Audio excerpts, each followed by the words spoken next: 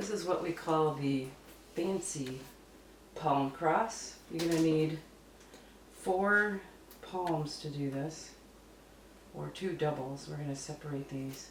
But first, there's often this sort of woody edge here and a kind of an elbow turn and a slight thing. What we want is the palm to be super consistent as far as how the taper goes. So I usually just rip this off. Just get your thumbnail in right past the yucky part and pull it off. Don't be afraid to rip it. It's very palm leaves have a grain to them and it follows it pretty well. And then we want to make sure that all of the pieces are a very consistent width between them. We want them all to match. Otherwise the arms of your cross are going to be a little different from each other. This one looks a little fat right here, so I'm going to take a little bit more off that. Okay, then we need to make this little pillow construction on the end of each one that helps us to form all of the arms of this thing. So we have to cut off from the ends of these roughly 3 times the width. So that'd be like 1, 2, 3, something like that. Give a snip to all of them. And then how this works is you take one of the pieces, stick it behind, fold them to the center, and then fold the top one down over that. Then give it a roll this way. Now what we're looking at is a little belt loop right here. It's usually easier to pull off the end of this, so it's a little more blunt, gets through there easier. Pull that all the way through, and then we need to do this 3 more times.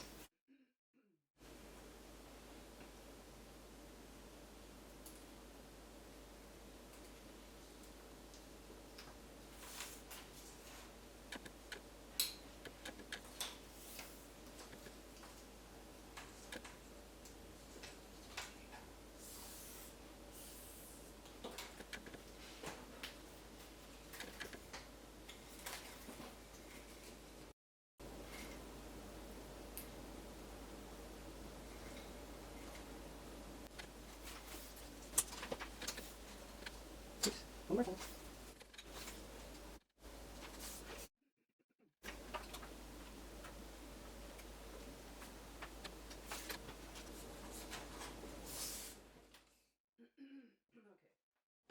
So now we have 4 of these and a little mess that we're making already. Remember that if you have a blessed palm, the little pieces are blessed as well that you tear off, and you need to stick them in your fire pit outside rather than throwing them in the garbage. We don't put blessed things into the landfill. This construction has kind of a fat side like a pillow and then a flatter side on the other side. And what we want to do is put 2 flat sides together like so. Not like this with the fat pillows on the inside, but with the flat sides together, because that gives you a through belt loop to fish through like that. The other side that's fatter, you'll hit a turnover and it won't go through. So put one end through one guy. This goes through over here.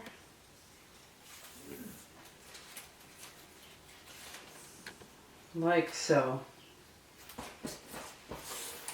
Same thing with these 2. Excuse me while I haircut this.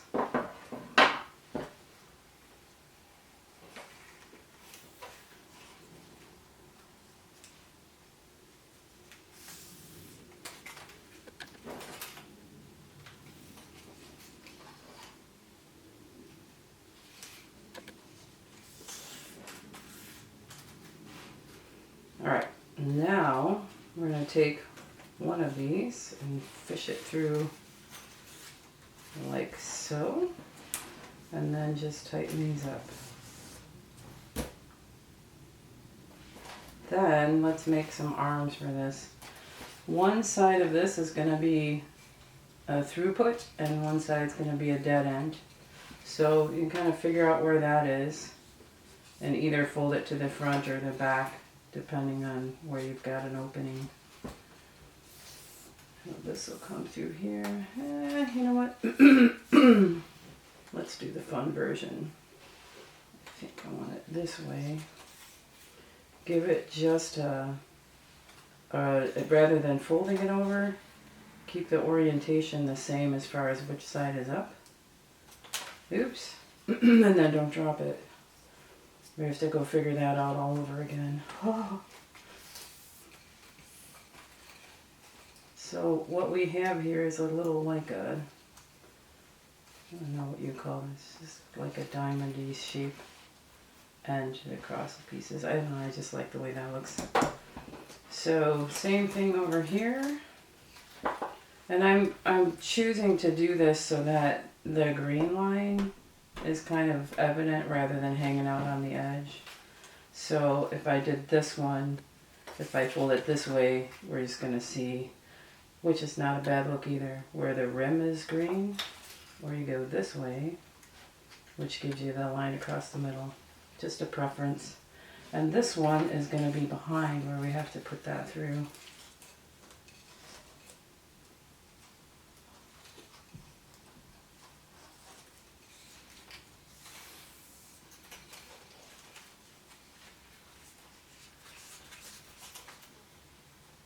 Yeah, and what you want to do is eyeball or be super anal about it and get a ruler out. Yeah. That I like to keep this part closed up as much as possible, so we just have to mash that a little bit. Then we do the same for the top.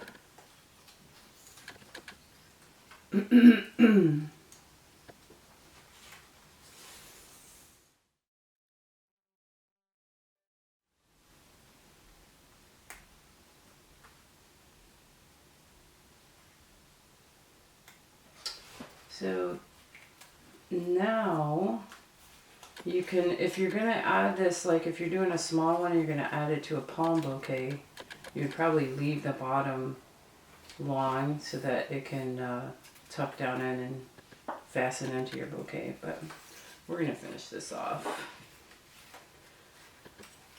This one will go behind.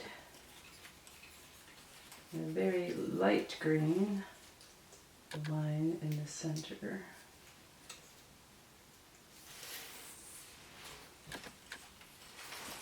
And this one, of course, will be longer to create the right kind of shape we're looking for here. That looks good. Okay, so now we have some options.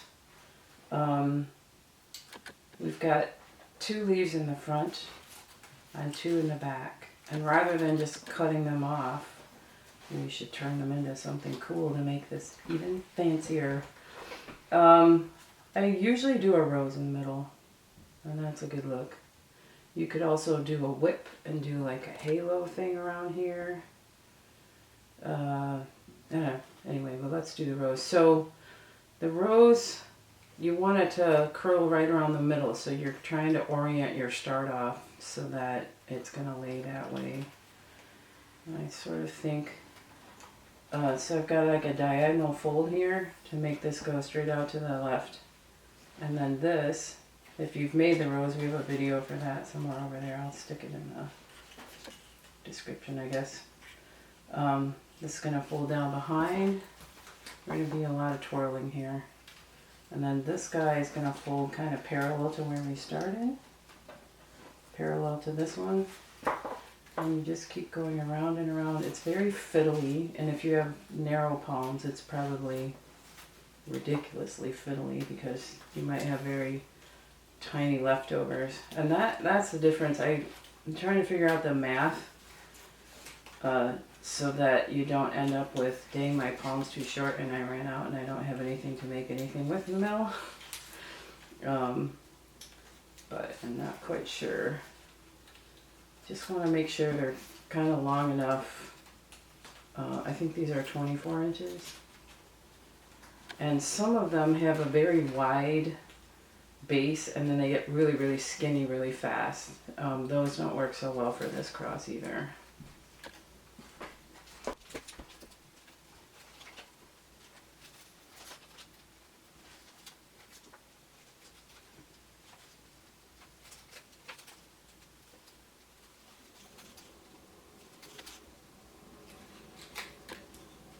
And as you can see, you're folding each of these leaves away behind, and they have to kind of flip over to the front, in front of the rows that you're building. If you fold them over front ways, over the top, on the front side, you'll just end up with a big spring boinging out there, making you mutter things. But this is kind of neat because the physics of the way it wants to uncurl help it to stay in place.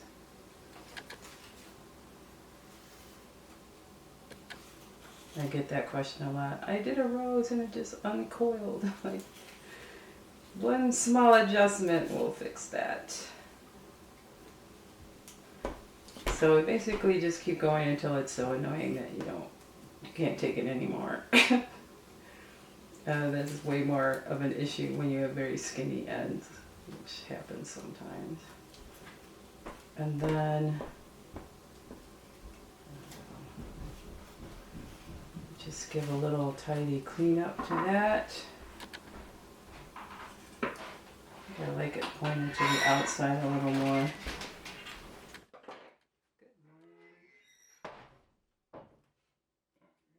It's breakfast time.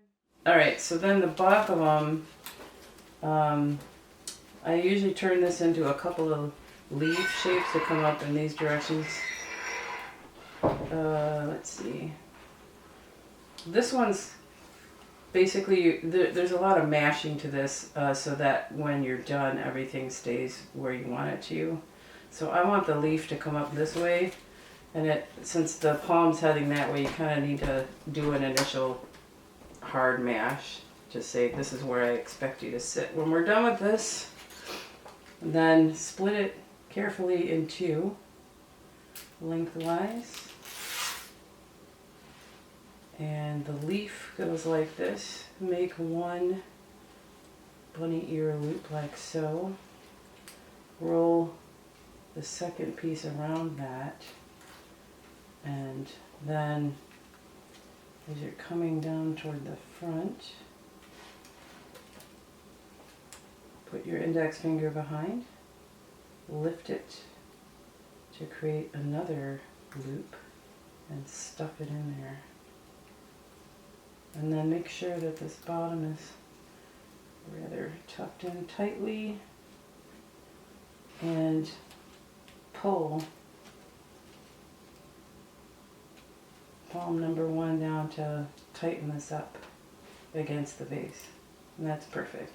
Since we were pulling on this one makes the next loop. So index finger behind, make a loop here, stuff it in there. Make sure this is creased up to the edge quite nicely.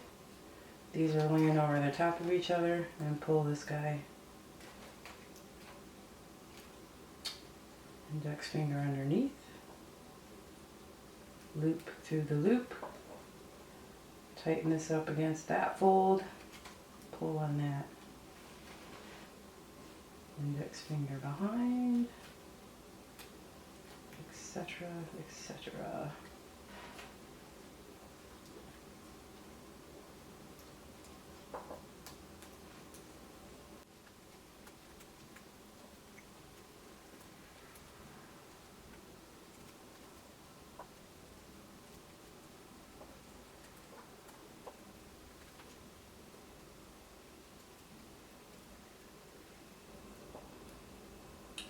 And then as you get down to the end, you want to leave enough left over to get a knot tied in the end of this. And it's just an overhand knot that looks the tidiest because you don't have the ends of the palms going two different directions. And then I find it, especially if you're working with older palms, to just kind of wiggle this a little rather than trying to yank the knot super tight. It's less likely to bust it that way. So there's leaf number 1. And I always look at this going, man, if it stopped a little earlier, you tuck this down in here and get it to ride that curve. Like they will dry in place, so you can get things kind of set where you like it and stick a book on it for a little bit. And they'll usually behave quite well that way. This one is sort of sitting over there. I think I can get it to wind that way. And then, yeah, if there's a lot of good finessing going on, you'll do a loop. So last time we did the loop on this side to start with, which made it curve that way. So this time we'll do the loop like so, and if our theory works, it'll roll that way a little bit. We shall see.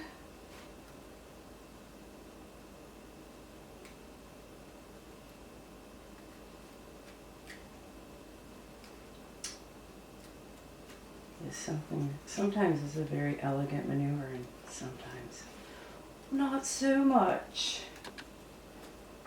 Okay.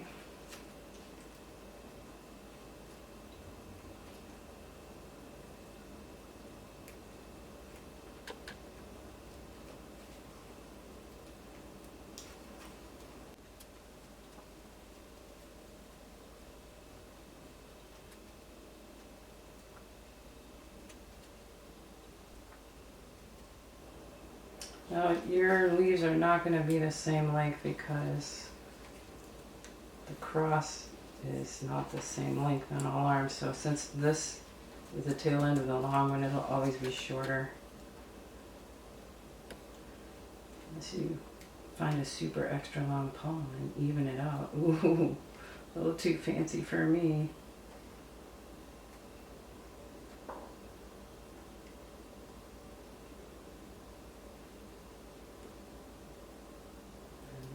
Have it.